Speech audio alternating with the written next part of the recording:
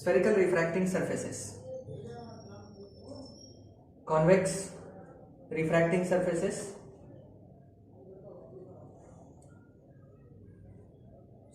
Spherical refracting surfaces. Spherical surface is a surface that forms part of a sphere. For example, this convex, plano-convex spherical surface is a part of a large sphere like this. It is part of a large sphere. It is cut out of a large sphere. It is a part of a sphere. Next, you have double convex or biconvex sphere, which is very thin.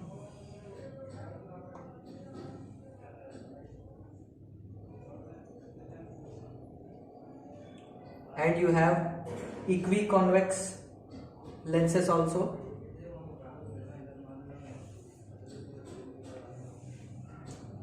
In which the curvature, the radii of curvature on both the sides, this side as well as this side, on both the sides the radii of curvature are same. That is called biconvex. We can see them separately like this. Just in a moment.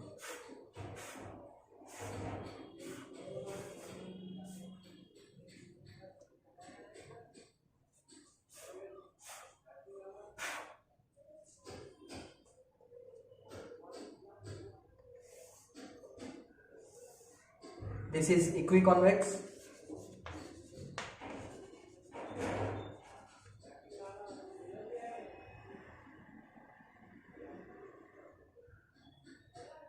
Equiconvex means their radii of curvature will be same.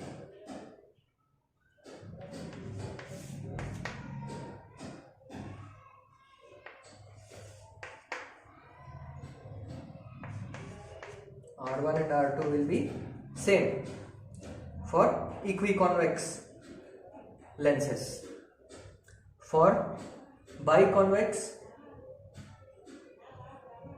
the radii of curvature could be different. Here you can see both are convex surfaces, but the radius of curvature of the left hand side, suppose this is ABC and this is ADC on the right hand side. So the radius of curvature of left hand side convex surface is different than the radius of curvature of the spherical surface, that is ADC, will be different. So such convex lenses are called as biconvex.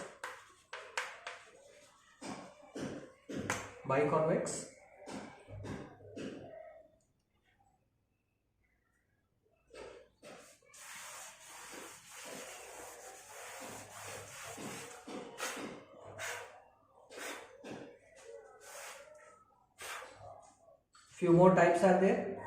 For example, plano-convex. In plano-convex, one surface is convex surface,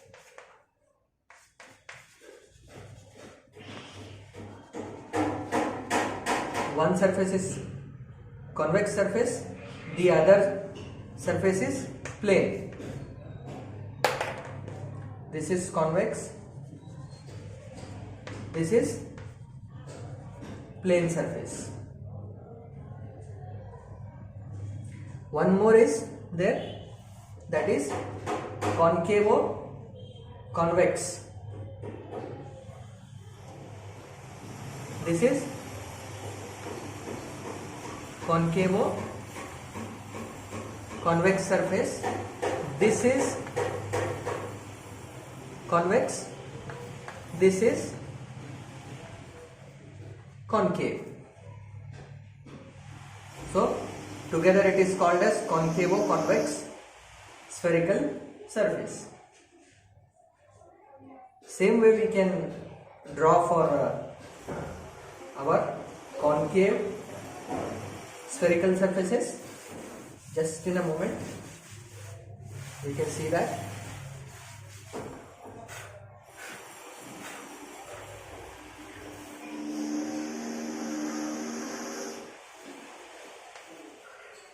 Concave surfaces. First is equiconcave.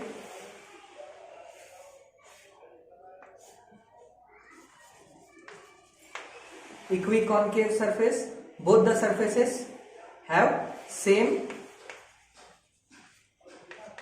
R1 and R2, that is radii of curvature are same.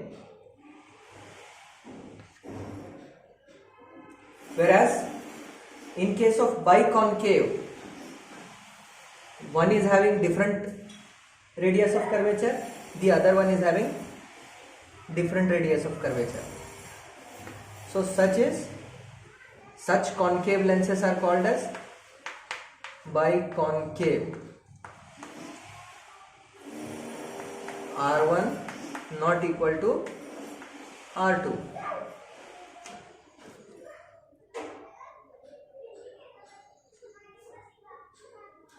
One more type is there.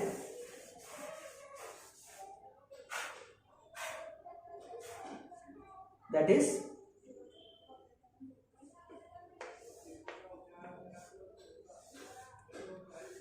plano-concave, that is this surface is concave, this is plane surface. One more is there, concavo-convex.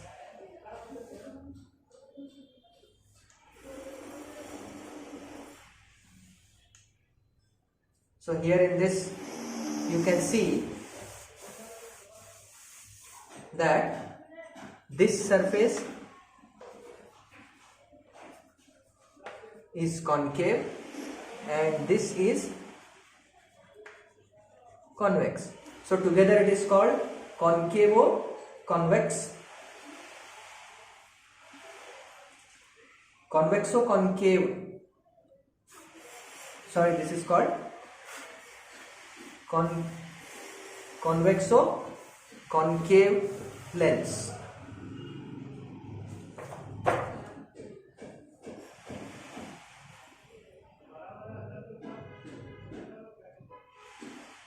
A lens, what is a lens?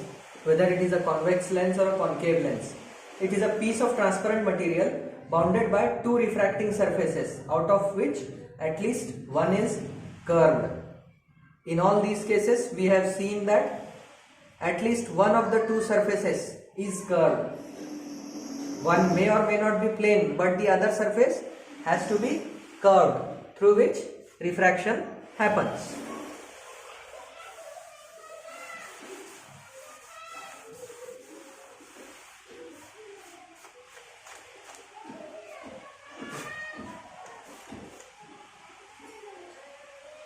So, refraction through spherical refracting surfaces. Let us see it using a diagram. We will use a convex refracting surface.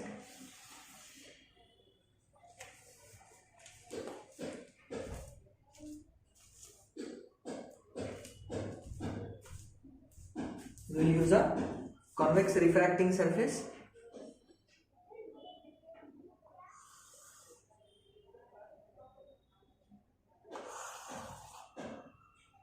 This is principal axis.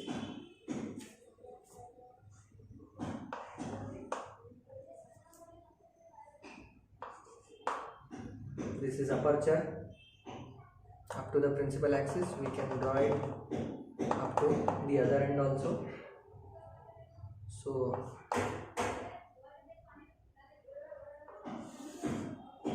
this we call as X, this we call as Y, this is x, this is y, this is P. We have a point object on point O, point object at O,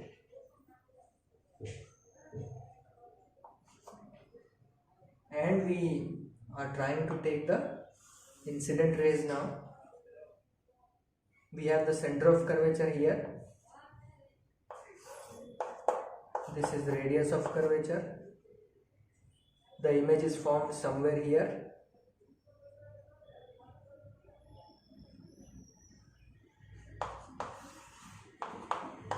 This is the image distance. This is the object distance.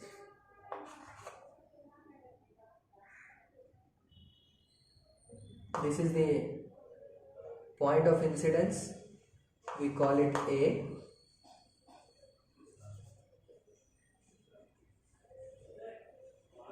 From A, a normal is drawn which meets the center of curvature. This is point A. This makes an angle of incidence. Then accordingly we have an angle of refraction.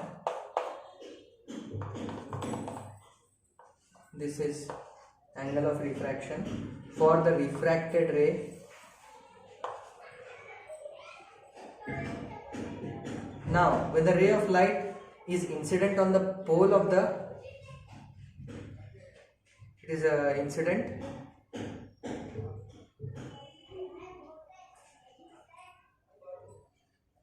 when the ray of light passes through the principal axis, when the incident ray of light passes through the principal axis of a spherical surface, it goes through straight without any deviation. But when it is incident at an angle onto the lens, like this, in this case, it gets deviated. There is some angle of incidence and some angle of refraction. It bends towards the normal, we can see, because it is entering from rarer medium to denser medium with refractive indices N1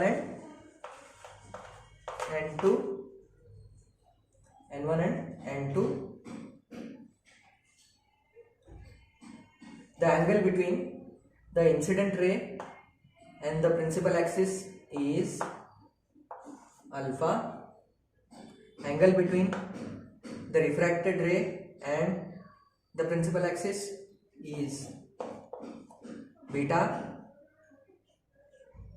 The angle between the normal and the principal axis is gamma. These angles are very small angles. Hope you have drawn this diagram.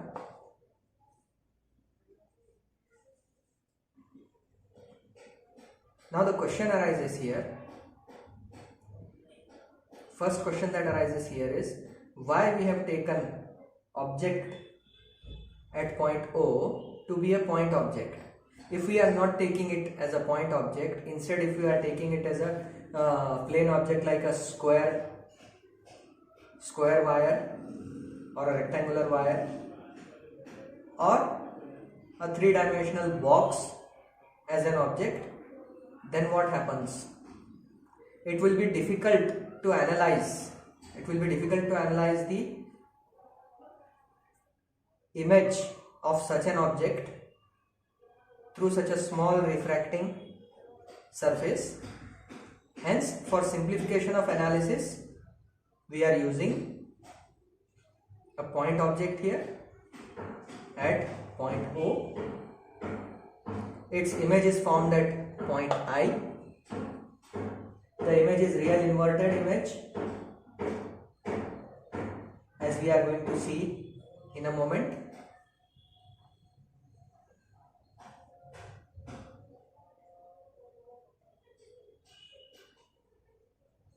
The mathematical form of